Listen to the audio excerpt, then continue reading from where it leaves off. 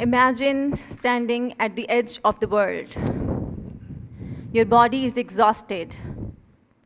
Your mind is screaming for you to go back, but you're still moving forward.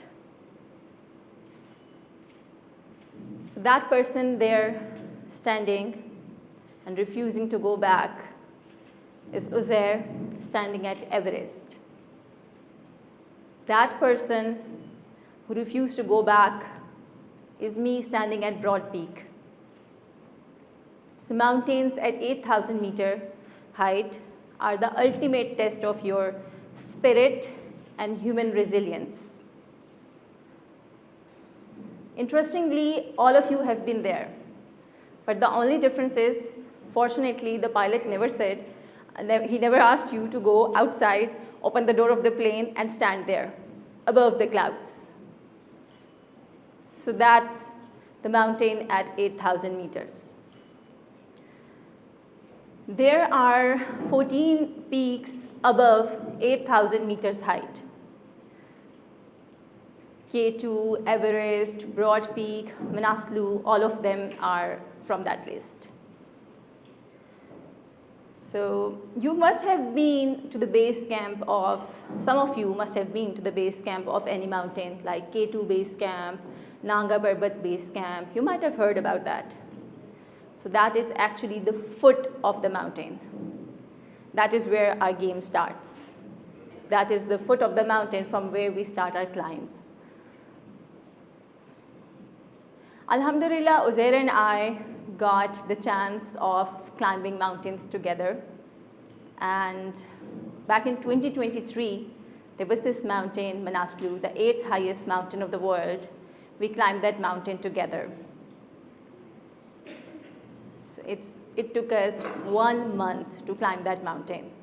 It's not like that we were climbing the mountain for the whole month, but it's a gradual process. You acclimatize your body. We start from the base camp, we go a little further, then we go to the camp 1, we touch the camp 1, then we have to come down. So interestingly, अगर हम इस बात को सुने तो हम कहेंगे कि यार ये क्या है, पहाड़ है, एक दफ़ा चढ़ के वापस नीचे आ जाते हैं, बस बार बार क्या जाने. So that is the ultimate test. When I came to know कि इस तरह से climbing करते हैं, so I was really shocked. ये क्या कि पहले मैं फिर से जाऊँ, कैंप 1 जाऊँ, फिर मैं और ऊपर जाऊँ, फिर और टच करके आके माउंटेन की पीक के करीब होके then I have to come down at the base camp, उसी फुट पे. So that was, you know, something very unusual to hear. और वो बड़ा it was the test actually कि नहीं, आपने बार बार जाना है और अपनी बॉडी को acclimatize करके आपने नीचे आना है. So it took us almost 1 month there. So that thin air, every gust of thin air cutting your throat, it actually cuts your throat, is the test of your resilience and your spirit. Mountaineering, climbing, it's actually a very lonely journey. It's a very solo thing.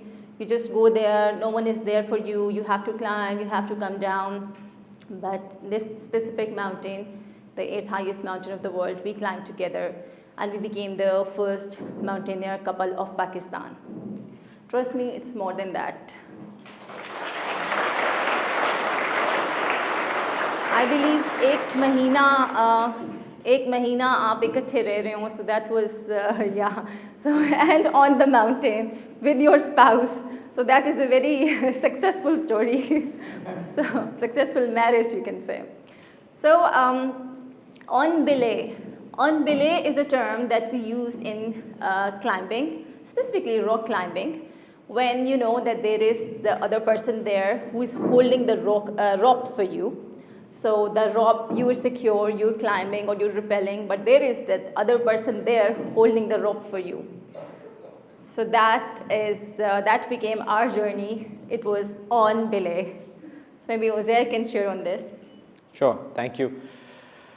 So she's talked about the what we have done, but I do want to talk about why. I feel that when you are taking that step, trying to climb a mountain, you're trying to find your limits. Psychologically, we are wired to look for comfort. the taking out of the phone from the pocket and scrolling social media is our brain going for comfort by default. But these are examples of putting ourselves in discomfort intentionally. And when we do that, when we put ourselves in that uncomfortable position, we suddenly feel more confident. Confident in ourselves, confident in our abilities, and something that we thought we couldn't achieve just a moment ago, like in this case, like a month ago before attempting Manaslu, I didn't believe that I had the physical or mental strength to summit a mountain like that. But once I did, my confidence in myself grew exponentially. But here's the interesting part of this talk. Our story does not end here.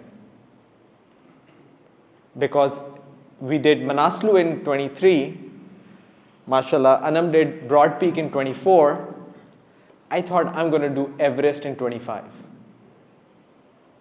I'm standing in front of you not as a successful mountaineer, but also who failed at summiting Everest.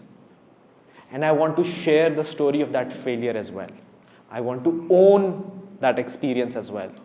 Because I feel that we learn from failures as much as we learn from success. So thank you for clapping when Anum said we summited and became the successful summiters of Manaslu. But I want to share my failure with you as well. So let's walk through that. Number one, I was overconfident. See?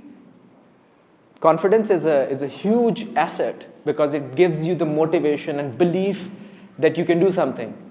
But then there are risks of being overconfident as well. And I was overconfident. I thought I've done one 8,000 meter mountain. Everybody said Manaslu and Everest are similar. I've done one, I can do the other one as well. I did not have the right amount of preparation that is required. Now, many of you are either medical professionals or aspiring to be medical professionals. You will understand that when we go at a certain altitude, the amount of oxygen in the air decreases. I'm a bit of a health nerd, so I would always look at my watch trying to see what my resting heart rate is. Can you believe me, at the base camp of Everest, my resting heart rate was 110.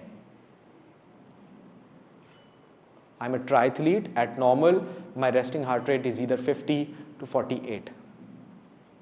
My resting heart rate was 110. If your heart is beating at 110 in normal, you can feel it. I was not prepared.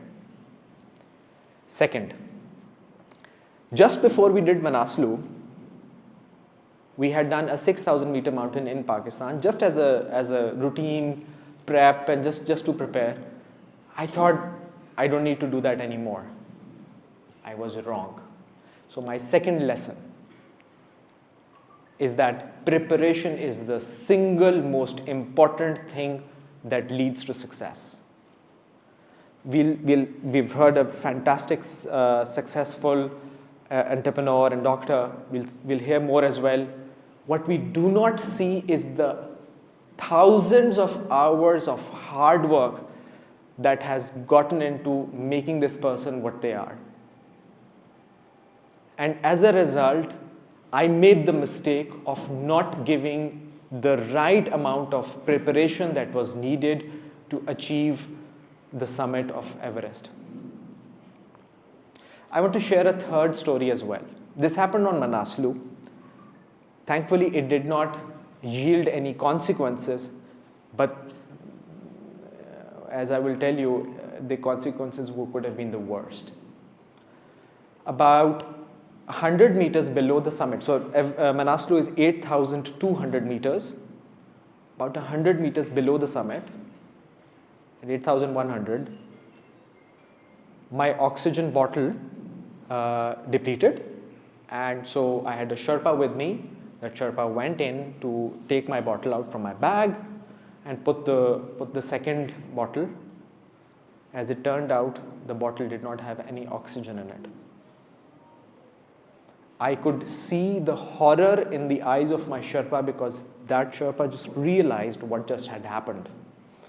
Somebody like me, who was not a professional climber, who was just using the supplemental oxygen after 7,000 meters and had climbed for about 14 hours to reach that close to summit. I was about 20-30 minutes away. Suddenly not having oxygen would be fatal. And I was, frankly, I didn't know. I think I was too exhausted. I had been climbing for about 20 hours by then. And so I did not have a lot of recollection, other than the fact that my brain was shutting down, and I was slowly sitting, and they were just trying to figure out what to do. It was only because Anum was there with me that her spare bottle was available, and her Sherpa was quick enough to essentially take out her spare bottle, put it in my bag, and connect me. Now you understand why I said he will talk on Belay. So yes. So if that spare bottle was not available, I would not be standing here talking to you. And that's my third lesson. So even though technically Manaslu was a success, there was the issue of having the right equipment and the right ecosystem around us.